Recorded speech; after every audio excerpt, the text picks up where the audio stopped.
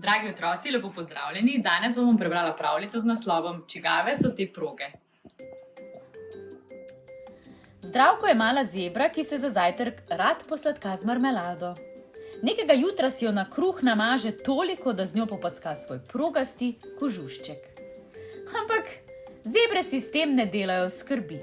Če se omažejo, se pač preoblečejo.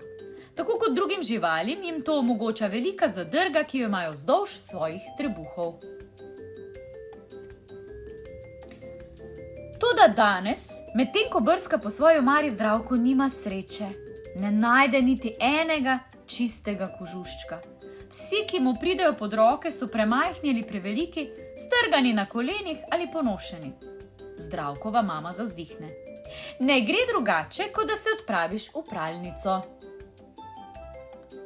Do tja ni daleč in Zdravko se že po nekaj korakih znajde pred pralnimi stroji.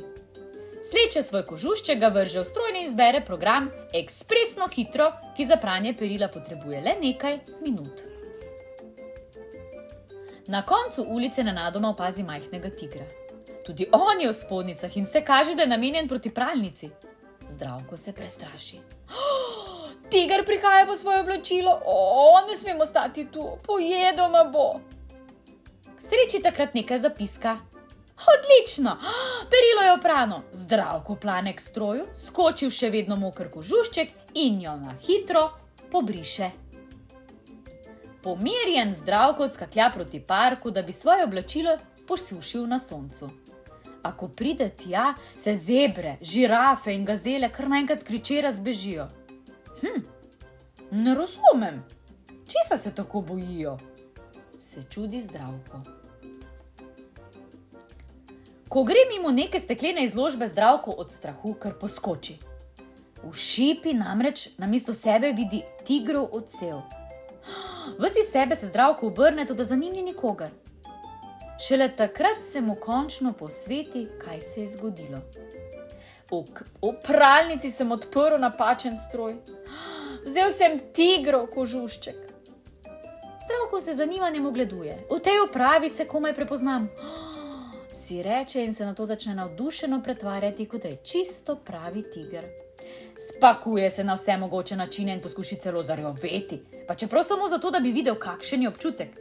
No, tale oranžni kožušček s progami pa ni kar tako. Prav lepo mi pristoji. Njegovo novo oblačilo se mu zdi tako imenitno, da ga sklene pokazati staršem. A ko pride domov, tam zavlada panika. Oče, ki je pospravljal hrano, iz nakupovalne vrečke prevrne kozarec kislih kumaric, iz katerega se tekočina razlije po lesenih tleh. Mama spusti na tla jajca, iz katerih je hotela speči torto, njegova mlajša sestra Zala pa iz sebe spravi takšen krik, da se zatrese v šipe. Pa ne bojte se, no, pa jaz sem, pojasni Zdravko, toda zebre tako šklepetajo zobmi, da ne slišijo ničesar. Svoje oblačilo moram obvezno dobiti nazaj, pomisli Zdravko. Vrne se v pralnico in pogleda vsakega od strojev zaman. Njegov kožušček je izginil. Za seboj nenadoma zasliši raskav glas. Zdrzne se. Tine! Je pa povsod sem te iskala, no. Pridi, greva domov. Tigrica, ki je že precej v letih, pograbi roko male zebre. Zdravka že dolgo ni bilo tako strah. Tale starka je napol slepa, a če bo odkrila, kdo sem v resnici, si me bo privoščila za kosilo.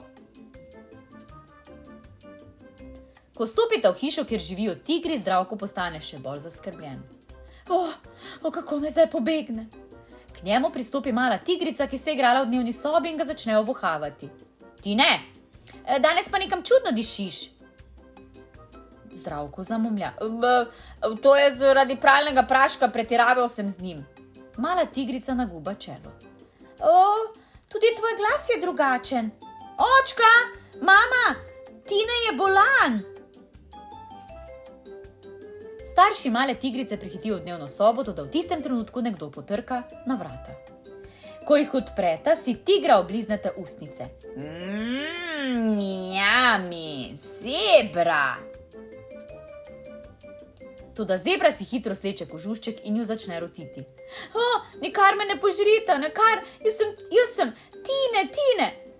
Ko prepoznata svojega sina, tigra skoraj omedlita. Nikoli več ne bova jedla zebre, zgroženo obljubita.